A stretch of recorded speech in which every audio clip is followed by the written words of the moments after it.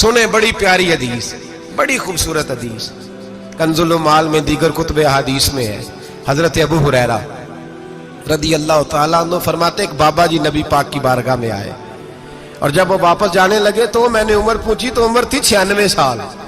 کہتے ہیں بزرگ جب آئے نا تو یہ بھویں جو ہے نا ان کی سفید ہو کے تو یوں آنکھوں پہ آ گئی، بڑی چھڑی بابا جی نے پکڑی ہوئی اور دونوں ہاتھ پکڑ کے نا چھڑی کے اوپر جھکے ہوئے ہیں ایک جانب، قربان جاؤں۔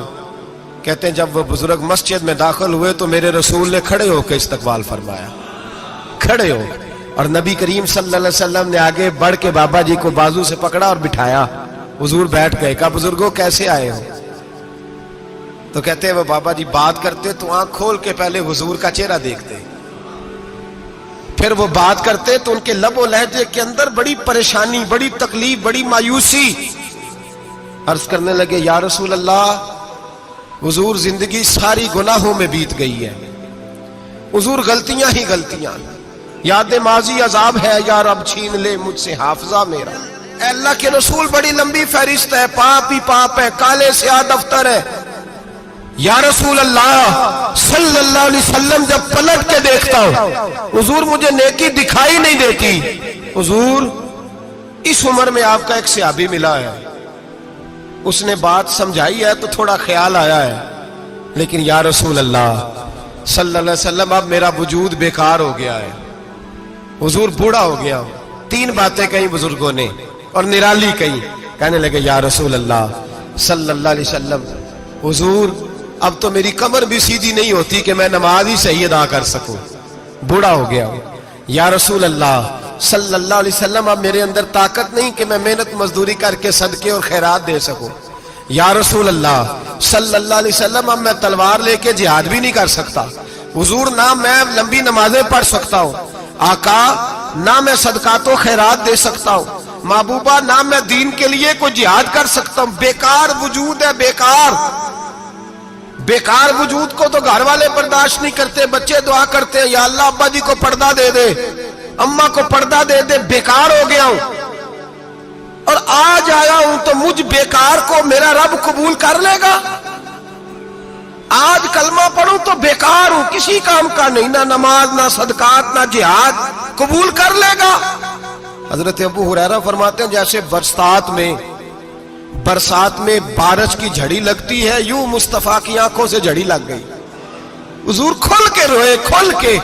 اور میرے حبیب پاک نے فرمایا بزرگوں بڑے مجاہد ہیں، دین کے لیے جہاد کرنے والے بڑے ہیں، رب کریم کو آپ کی تلوار کی اتنی حاجت نہیں، اور فرمایا اس کے خزانے کوئی خالی تو نہیں کہ آپ ہی گویا صدقہ دیں گے تو بھرے جائیں گے، اور فرمایا پھر رب کریم کی شان میں اضافہ نہیں کرتی عبادتیں، وہ تو بندے کو نفع دیتی ہیں۔ میں بزرگوں نہ آپ جہاد کریں نہ آپ صدقات دیں، لا لمبی نمازیں پڑھیں، آپ صدق دل سے آ جائیں، اللہ کے رسول کا وعدہ ہے رب آپ کو بغیر حساب کتاب جنت عطا فرما دے گا۔ آنا تو شرط ہے کہ نہیں؟ آئیں تو صحیح، نہ پہنچے تو صحیح، آ جائیں، اس کو نہیں عادت صدقات و خیرات کی، جہاد کی، تبلیغ، آئے تو صحیح نا۔ ان العبد اذا اعترف ثم تاب تاب اللہ علیہ، میرے حبیب نے فرمایا بندہ جب رو کے کہتا ہے نا یا اللہ غلطی ہو گئی معاف کر دے، فرمایا میرا مالک اسے فوراً ہی معاف فرما دیتا ہے۔ تو آ تو صحیح، تو آتا ہی نہیں، تو آ ہی نہیں رہا، تو گھر میں بیٹھا ہوا ہے، تو سویا ہوا ہے، تو دکانداری کر رہا ہے، تو پیسے گن رہا ہے، تو آیا ہی نہیں، آ تو صحیح۔ بلکہ میرے نبی پاک فرماتے ہیں جب اللہ پاک کا بھاگا ہوا غلام آتا ہے پھر تو اللہ زیادہ راضی ہوتا ہے، پھر تو اللہ زیادہ راضی ہوتا ہے، زیادہ راضی ہوتا ہے، تو آ تو صحیح، پہنچ تو صحیح۔ بلکہ صوفیاء تو اور بات کرتے ہیں، وہ کہتے تو کبھی بھول کے بھی رب رب کرے تو اللہ تو اسے بھی قبول کر لیتا ہے، بھول کے۔ ملا رومی کہتے ہیں بنی اسرائیل کا بندہ ہے، صنم پتھر کو کہتے ہیں، بت کو کہتے ہیں، بت کے سامنے کھڑا ہے اور ساری رات کہتا ہے یا صنم یا صنم یا صنم، اے پتھر اے بت، ساری رات پکارتا رہا۔ رات گہری ہو گئی، نیند کا غلبہ، تھک گیا، سونے کے قریب آیا تو غلطی سے منہ سے نکل گیا یا صمد، یا صنم کی جگہ نکل گیا۔ رب کریم نے فرمایا جبریل دوڑ کے جا، جو مانگتا ہے اسے دے دے۔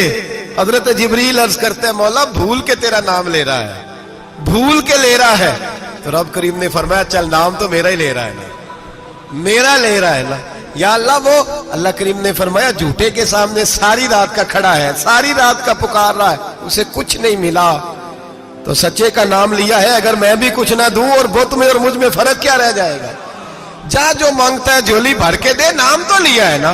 او بھائی تو بہانا تو بنانا, وہ آ تو صحیح نا, تو یہاں آ جا, پہنچ جا, آ جا, بس بیٹھ جا, اس کی بارگاہ ناز میں حاضر تو ہونا. تجھے فرصت ہی نہیں, تو یاروں کے لیے ٹائم نکالتا ہے, بازاروں کے لیے ٹائم نکالتا ہے, گلیوں کے لیے ٹائم نکالتا ہے, چوکوں چوراہوں کے لیے ٹائم نکالتا ہے, ہفتے میں ایک دن ہوٹلنگ کے لیے بھی جاتا ہے, لیکن کبھی چھپ کے 2 نفلوں کی تجھے توفیق نہیں ہوتی. اور میں کئی دفعہ کہہ چکا ہوں, جس بندے کو بغیر عبادت کے رزق زیادہ ملنے لگ جائے اس پر آزمائش ہوتی ہے رب کریم کی. اللہ فرماتا ہے اس کو پیسے دو, اسے آنے نہ دینا, اس کو چل پیسے دوڑ جا. لوگ سمجھتے ہیں میں بڑا ذہین ہوں, عقل مند ہوں, دیکھو میں اپنی ہوشیاری سے چلاکی سے آگے نکل گیا. تو آزمائش ہے, یہ تو آزمائش ہے رب کریم کی طرف سے, یہ تو اس کی خفیہ تدبیر ہے. میرے بھائی اس کی بارگاہ ناز تک جو آ گیا, آنا تو ہماری ذمہ داری ہے کہ نہیں, پھر اس کی رحمت آگے بڑھ کے استقبال کر لیتی ہے, پھر اللہ کا فضل اس کو تھام لیتا ہے اس بندے کو. اور خدا کی رحمت کتنی زیادہ ہے. میرے حبیب کریم سید عالم صلی اللہ علیہ وسلم نے فرمایا اللہ نے اپنی رحمت کے 100 حصے کیے. حضور فرماتے ہیں ایک حصہ اللہ نے دنیا میں نازل کیا ہے. کتنا؟ ایک حصہ. فرمایا یہ جو ماں بیٹے سے پیار کرتی ہے, باپ بیٹے کے لیے مزدوری کرتا ہے, جو بہن بھائی کے لیے روتی ہے, یہ جو بیوی شوہر کے لیے دعا مانگتی ہے, یہ جو بچے ماں باپ سے پیار کرتے ہیں, فرمایا یہ اس ایک رحمت کا نتیجہ ہے, ایک رحمت کا نتیجہ. تو صحابہ کہنے لگے یا رسول اللہ وہ 99 کدھر ہیں؟ نبی پاک نے فرمایا رب کریم نے سنبھالی ہوئی ہے, قیامت کے دن تمہیں عطا فرمائے گا. ابھی تو ایک نازل کی ہے, ابھی اللہ نے. حضرت یوسف علیہ السلام کے زمانے میں قحط ہو گیا, تو جناب یوسف علیہ السلام نے, چونکہ آپ اللہ کے نبی سے پہلے سے جان گئے قحط ہوگا, تو حضرت یوسف نے گندم پہلے سٹاک کر لی تھی بہت زیادہ. باقی علاقوں میں جب قحط پڑا نا, اب سب لوگوں نے مصر کی طرف رجحان کیا گندم لینے کے لیے. تو حضرت یوسف علیہ السلام نے نا شہر کے دروازے پر بندے کھڑے کر دیے. فرمایا جو بندہ آئے نا اس سے 2 سوال پوچھنا. جو آئیں گے لوگ گندم خریدنے, جو آئے 2 سوال پوچھنا. ایک پوچھنا کہاں سے آیا ہے, اور ایک پوچھنا لے کے کیا آیا ہے. ایک پوچھنا, سمجھ آ رہی ہے بات کی, اور دوسرا پوچھنا کہ لے کے سونا لے کے آیا ہے, چاندی گندم خریدنی ہے تو کیا چیز لے کے آیا ہے, کہ نقد پیسے لایا ہے, یہ پوچھ لینا. جو آئے 2 باتیں پوچھنا. ایک پوچھنا کہاں سے آیا ہے, اور دوسرا پوچھنا کیا. ایک روایت میں 3 سوال بھی ہیں, لیکن فرمایا پوچھنا 2 سوال ضرور. انتظار تھا نا بھائیوں کا کنان سے آنے والوں کا. فرمانے لگے سب سے 2 سوال پوچھنا, جب کنان والے آئے نا ان سے صرف اتنا پوچھ لینا کہ وہ کہاں سے آئے ہیں. اگر پوچھے نا کنان سے آئے ہیں تو پھر یہ نہ پوچھنا کیا لے کے آئے ہیں, پھر میں جیب خود ٹٹول لوں گا وہ کیا لے کے آئے. باقیوں سے 2 سوال. جب میرے بھائی آئے نا, بھائی بھائیاں دے ویری ہوندے تے بھائی بھائیاں دیا باواں, جب میرے بھائی آئے تو ان سے یہ نہیں پوچھنا کہ وہ کیا, بس یہ پوچھنا کہ کہاں سے, اتنی بات پوچھنا, باقی میں پوچھ لوں گا. آپ فرمانے لگے رب بھی فرشتوں سے کہتا ہے تم قبر میں نا میرے بندوں سے زیادہ سوال نہ کرنا, بس یہ پوچھ لینا مجھے مانتے ہیں, میرے نبی کو مانتے ہیں. قبر میں تم اتنے سوال پوچھ لینا, باقی لے کے کیا ہے وہ میں خود ہی پوچھ لوں گا. فرشتوں کے سامنے رب کریم اپنے بندے کو بے آبرو کرنا, بس تو یہ بتا دے اللہ رسول کو مانتا ہے کہ نہیں. باقی جو تیرا حساب کتاب ہے نا, اللہ فرماتے ہیں میں قیامت میں کر لوں گا, میں پوچھ لوں گا اس کا کیا علاج کرنا ہے, بس تم اتنا بتا دو مجھے مانتے ہو, میرے رسول کو. میرے بھائی میرے نبی کریم علیہ السلام فرماتے ہیں جو بندہ توبہ کرنے والا تھا, اللہ کی بارگاہ میں آنے والا تھا, بار بار توبہ کرتا تھا, احساس رہتا تھا, اسے احساس تھا, آیا کرتا تھا, پھر بھی غلطیاں ہو گئی, قیامت کے دن رب کریم اپنے فضل کی چادر اس پہ ڈالے گا, فضل کی چادر ڈالے گا, اور رب کریم اس سے پوچھے گا یہ گناہ کیا تھا. اور نبی پاک فرماتے ہیں اس نے بڑے بھی گناہ کیے, اللہ چھوٹے چھوٹے گناہوں کے بارے میں پوچھے گا. یہ غلطی کی تھی, یہ گناہ, بندہ ڈر رہا ہے, وہ کہہ رہا ہے پتہ نہیں سزا کیا ملے گی. چونکہ دنیا میں بھی ڈرتا رہا، یہاں بھی ڈر رہا ہے. شرط یہ ہے کہ احساس والا ہو، آتا رہو. پھر بھی غلطیاں ہو گئیں، خیال کرتا تھا، محنت کرتا تھا، نیک ہونے کی جدوجہد کرتا تھا، کوتاہیاں رہ گئیں. یہ گناہ کیا تھا، یا اللہ بھول گیا تھا. یہ گناہ کیا، اللہ مجھ سے غلطی ہو گئی. یہاں بھی کیا تھا، یا اللہ غلطی ہو گئی.